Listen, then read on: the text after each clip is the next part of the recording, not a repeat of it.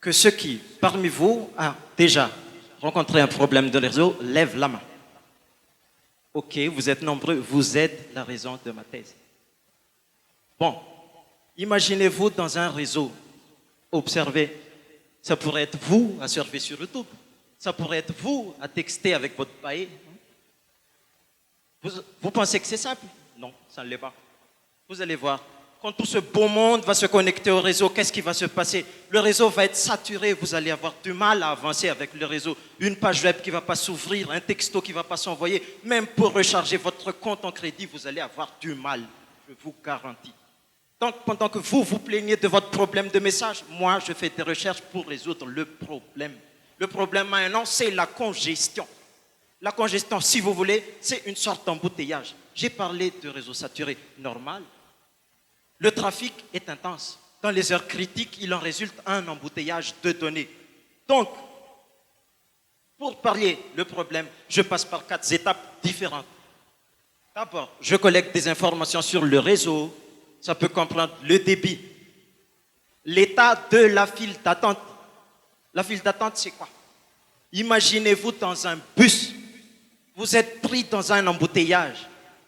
Oh, quel retard, et vous sortez la tête. Vous commencez à compter les voitures dans la file pour estimer votre retard. Je fais pareil pendant que vous comptez les voitures pour estimer votre retard. Je compte les données pour estimer leur retard.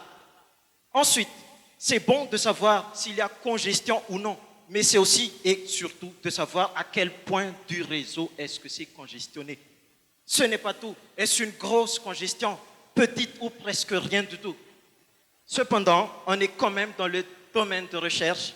On ne peut pas se passer de calcul. Je suis désolé, vous n'aimez pas les maths, mais c'est comme ça. Je vais appuyer mes recherches avec des calculs pour décider une bonne fois pour toutes s'il y a congestion ou non. Si c'est le cas, c'est qu'il va falloir réagir. Donc, j'affecte des degrés de priorité à chaque donnée. Ce n'est pas difficile, je leur donne des ordres. Oh là là là, toi, tu es trop grosse, tu passes pas, tu ralentis le trafic. Toi, tu es minuscule, vas-y, la guerre des embouteillages de données, ce n'est pas pour toi, c'est pour les plus grands. Donc, comme je ne suis pas un vantard, je vous fais un aveu.